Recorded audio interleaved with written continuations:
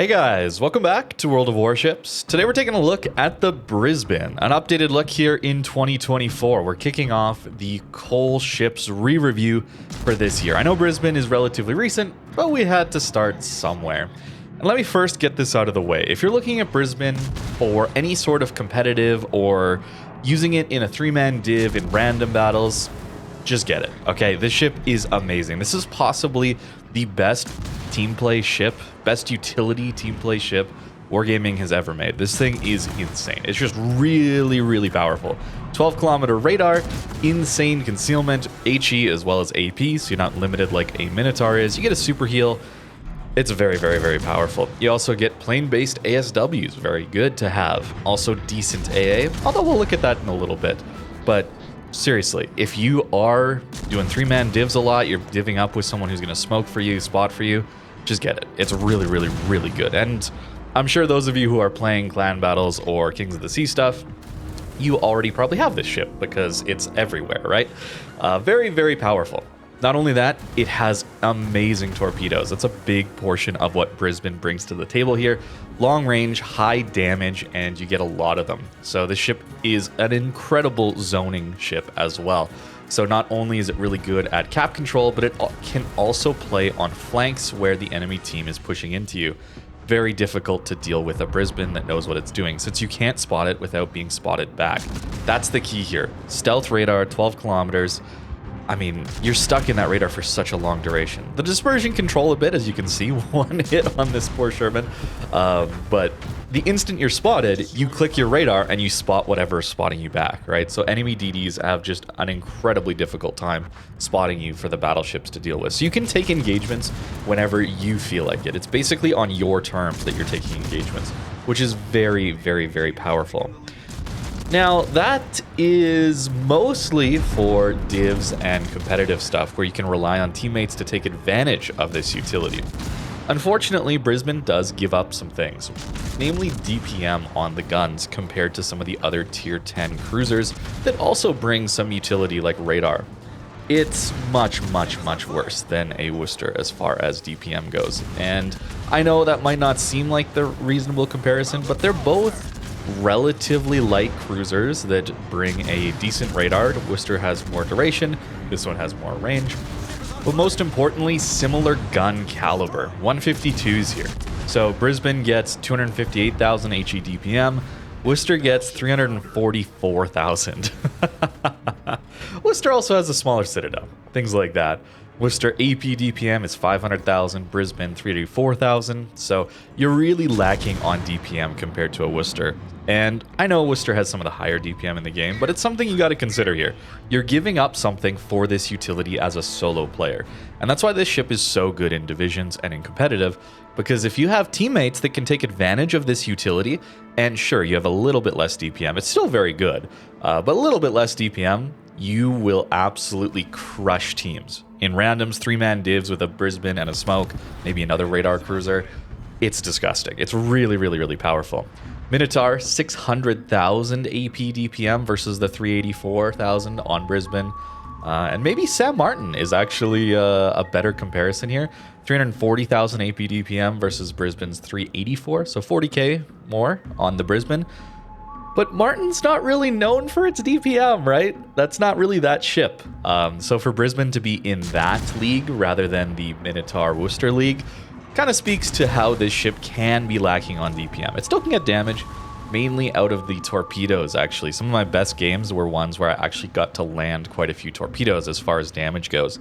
I found myself in matches where the enemy team was stronger. They tend to happen, blowouts, of course. I found I had the utility to make comebacks happen, but oftentimes I just lacked the damage. This is one of the games where it was close enough that I could get in and try to win this game for my team. Very, very close match here to start with. Very, very fun. The acceleration here, it's still a Minotaur, so we do get that drifting effect. Dodging the torpedoes feels really, really good. So it's a really interesting ship. It's one that seems like it's overpowered in one situation, utility-wise with teammates, but then anytime I'm solo running it with not the best teammates who can't take advantage of the utility, just because that's how randoms are, right? Not every game you're going to get the best teammates to help you win those games, especially with the utility.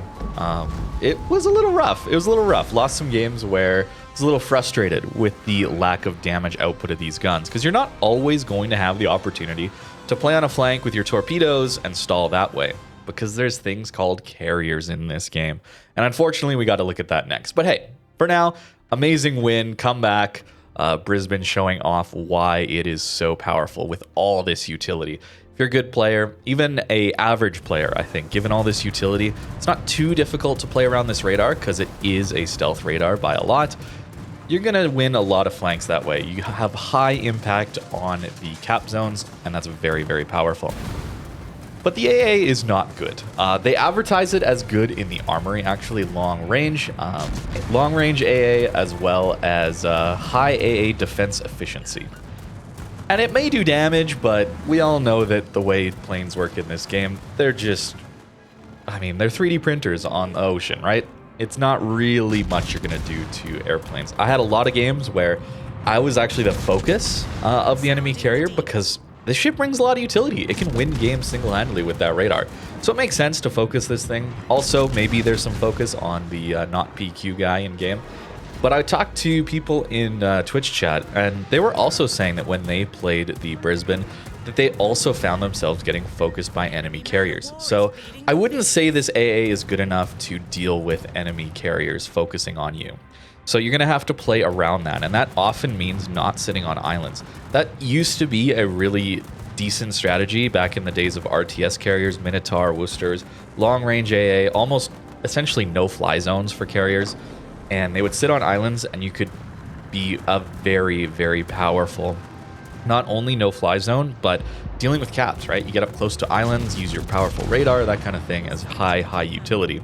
But you need to play more open water these days against carriers because, as you see here, I'm constantly trying to dodge. I'm constantly trying to make it as difficult as possible for this enemy carrier to get a good salvo in on me because I know I'm going to take a lot of damage. This ship is very lightly armored. We know that. It's a Minotaur hull. We're going to take huge hits if we allow a rocket strike on our broadside, skip bombers on our broadside, torps on our broadside.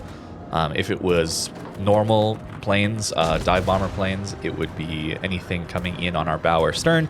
So we want to go broadside to those ones.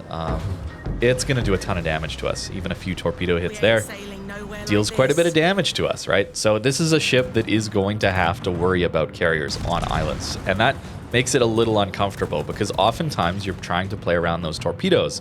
When your team loses the flank, like you saw in that earlier game where we managed to come back and win, I'm using my concealment to get close enough to do that stealth torping thing, and then as I'm kiting away, then I can maybe open up with my guns to bait them to turn into torps. That kind of thing is always what I'm thinking about.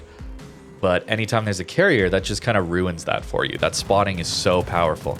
And unfortunately for us, this video is coming out hopefully before an aircraft carrier change to spotting. No idea when it's coming out, but I mean, if it's 2025 and you're watching this or near the end of 2024, I would expect it to be out already. Like, as someone early 2024 here, I'm hoping that it's out by the end of the year. I don't actually know, but hopefully, and maybe that's going to help this ship a lot. But for now, just understand that I had some really frustrating games here where the enemy carrier would just keep coming after me. My AA just wasn't enough to deal with it. Enemy carrier is just still going to send out full squads. And that's how the carriers are. So maybe I shouldn't be getting frustrated, but you got to know that this ship, even though it advertises good AA defense, it doesn't have it. It really doesn't. I think the rest of it is relatively consistent with the advertised effects on this ship, at least in the armory.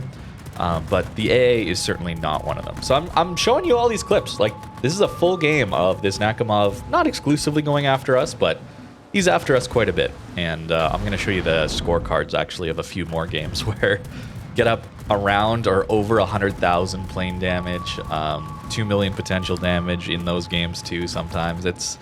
It's rough when that happens, and I'm not saying it's going to happen all the time, but just know, if you're thinking about getting this ship, you might have to deal with carrier focus, a lack of DPM, and getting pushed out of games where you can't use those torpedoes effectively when you might otherwise be able to. And they are very good. The torps are very good. Don't get me wrong. Torps are amazing. The utility is amazing. but some of the games, just the way World of Warships is in 2024 here, you're going to have opportunities where it's just kind of unplayable almost. You just feel like you don't have much agency over the game, and you're waiting for your team to win or the enemy team to win, and there's not a whole lot else you can do. If you try to push out and play more aggressive, closer range, well, you're going to die very quickly. Everyone loves to shoot at him. As a battleship player, okay, everybody loves to shoot at a Minotaur hull, okay? That's just the reality of it. So anytime you're getting spotted in situations where you're not dictating that engagement, like I said earlier, that's a very powerful strength of this ship, is you're often dictating the engagement because of the stealth radar. So you're able to take those engagements that are favorable to you. Well, carrier spotting just totally negates that. Okay, I've kind of harped on that enough, certainly, but I do want that to be known, just so you're aware if you're thinking about getting this ship.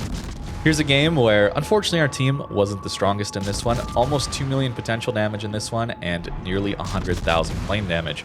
And, okay, he's not got full squads, but there's still more than enough to come and get us in this one. So sometimes I think this ship does feel a little bit lacking in the DPM side. But that said, that's as a solo player, right? That's the whole point here, is anytime you get this in a div, it's very, very powerful. That weakness just instantly disappears, and it's very, very strong, whether it be the consistent spotting and smoke of a destroyer, or just teammates that add more DPM while you're radaring things. It's very, very, very powerful in that sense. 89,000 damage is fine for a game where we got focused that hard, I think, but here's one with 40,000 damage. We're like, what, 12 minutes into this match? 11 to 12 minutes into this game, and I've only done that much. We're getting YOLO'd by a Holland at this point, and actually don't even end up killing him here. I have to move because of those torpedoes.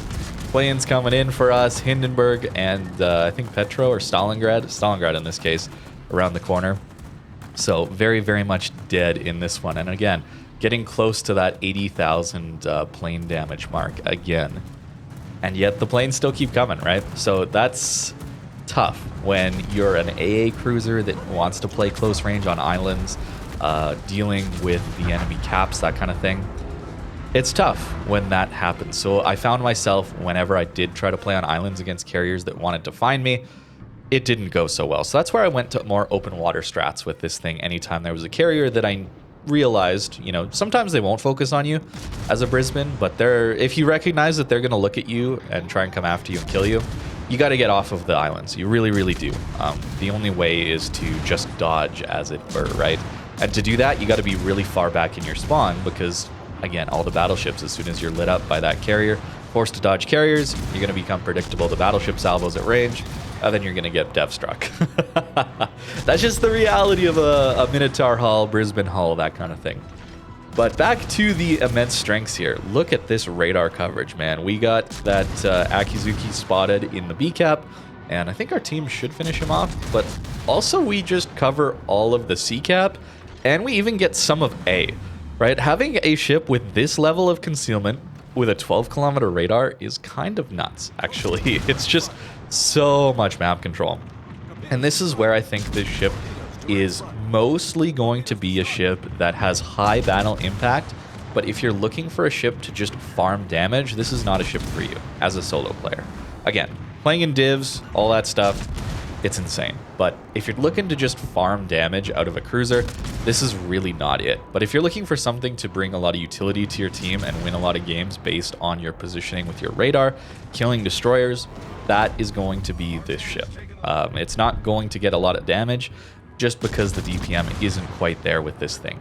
And that's fine.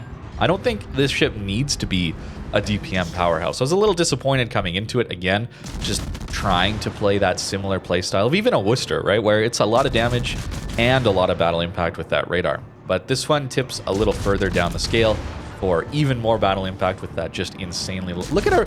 I mean, sure, we're in B right now, but we nearly cover all the caps with our radar right now. Like, that's nuts, right? Like, that's so much. Fortunately here, we do get that 30 mil pen. We'll talk about the builds later. I did try a lighthouse build.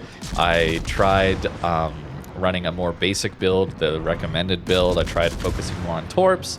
And I think something that's kind of a hybrid between focused on some utility, some damage upgrades, and certainly some torpedo upgrades is kind of the way to go with this ship. Especially because you're not going to be looking for high damage games out of this thing generally. It can do it every once in a while, but you need a lot of consistent spotting, and that's not always going to happen. The ship also has, well, floatier shells at range, certainly, so you do have to lead a lot, and so anytime I'm thinking about range mod on this thing, certainly not going to be a good idea. I think you definitely, I mean, you're already lacking DPM, so going range mod I don't think is going to be a great idea either, especially with this want to be around 12 kilometers, right? We want to get that radar on caps. I think that's really, really important with this ship. And to take range mod, you might be able to get some games where you can farm plow in battleships at 19 kilometers, but that's going to be really rare, and I don't think it's going to work out too well. All right, this is the last game that I have to show for you guys. I had a few others that certainly didn't go as well. This ship explodes. We looked at Colbert yesterday, right? Much like Colbert, the ship can explode. But the utility here is really, really nice. And the torps, man. This game is all about the torpedoes. When you land torps, you're having a great game. Very, very nice. So we'll get a little bit of a early one here, as well as trying to deal with this gearing. But anytime you can play around islands as well, just using island cover to keep yourself safe and then torping around them as people try and push into you, it's so good, man. This gearing should go down. My aim not the best, but also very, very floaty shells. And as I mentioned earlier, I think the dispersion's just a little wonky with this thing. I notice it a little bit more maybe than a Minotaur just because we shoot a little bit less often, but Minnow probably has sometimes some wonky dispersion as well, just makes up for it with insane reload. And I notice it just a little bit more with this ship because we don't reload quite as often. So Napoli coming around the corner, very scary ship to deal with. And we're actually going to hit a bunch of our torps on that island. I should talk about the narrow spread or single launch versus narrow spread. Typically, I'm going to do narrow spreads whenever I'm trying to just quickly dump torps as zoning torps and get back to my guns or something like that.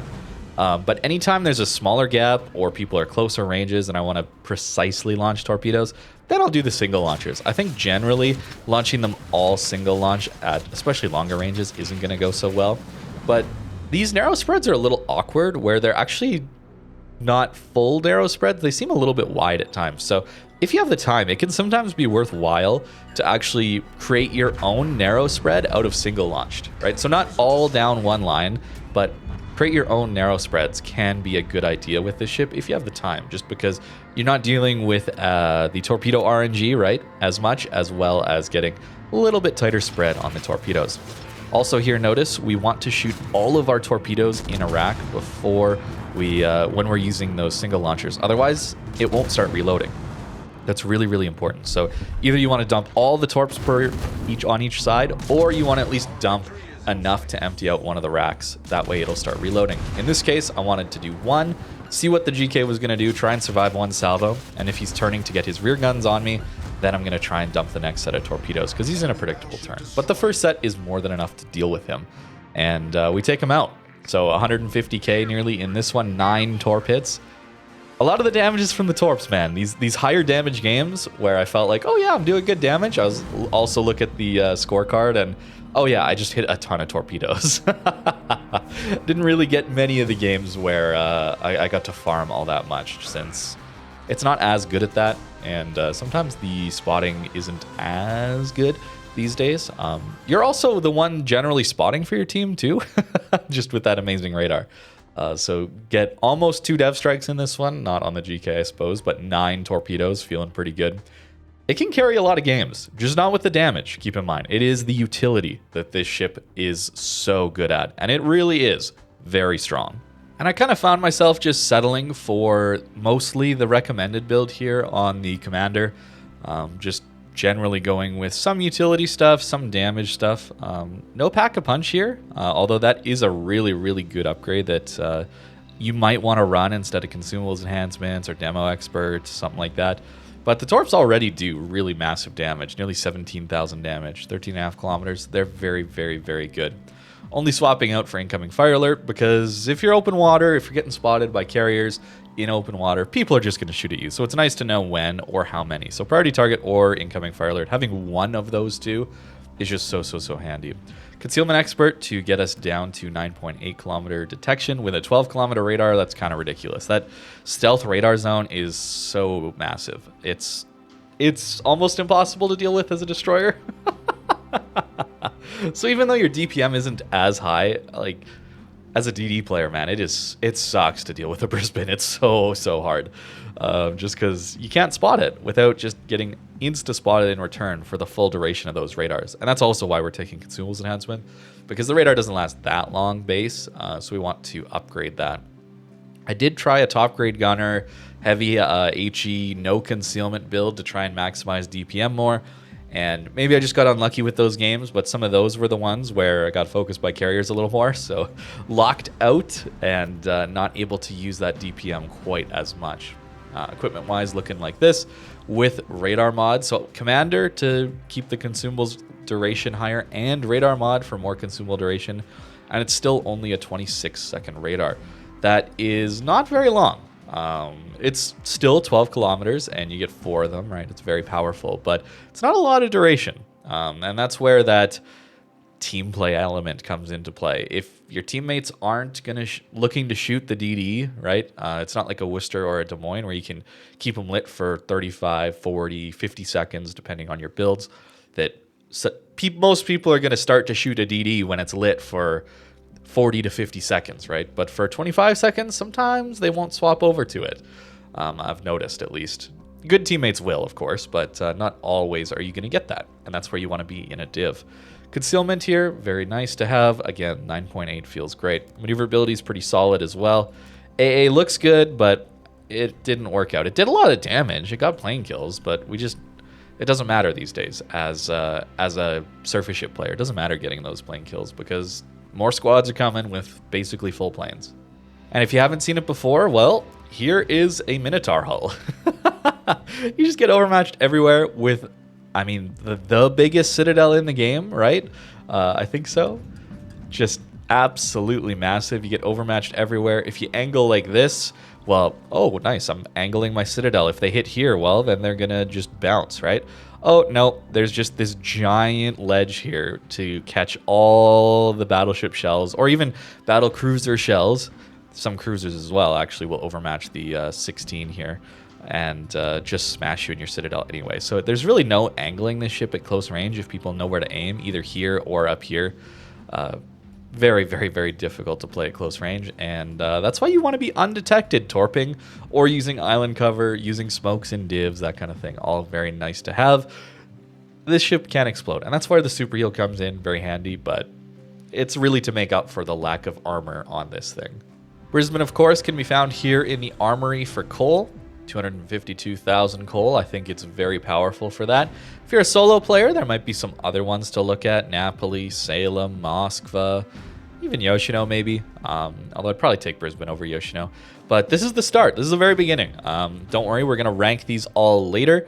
But I want to start just like we did for the steel ships earlier. And want to look at all these coal ships. I'm thinking of just limiting it to tier 9 and 10. No tier 8 cruisers or battleships or DDs here for coal. And I want to limit it to the higher tier ones since I think generally that's what people are going to be going after. And we're going to rank them, re-review some of these ships in 2024. Starting with Brisbane, go see some Napoli, Yoshino, Moskva, Salem. You'll see all these ships in the future. There's a lot of them. There's like almost 30 tier 9 and 10 coal ships that are cruisers, battleships, and destroyers. So we're going to look at all of these eventually. It's going to take me some time to get through them though. So I think I'll probably try and break them into different classes. So we're going to start with cruisers, get through these. I'll rank these just in the meantime. And then once I get through all the battleships and destroyers as well, then I'll rank them all and the order I would get them in.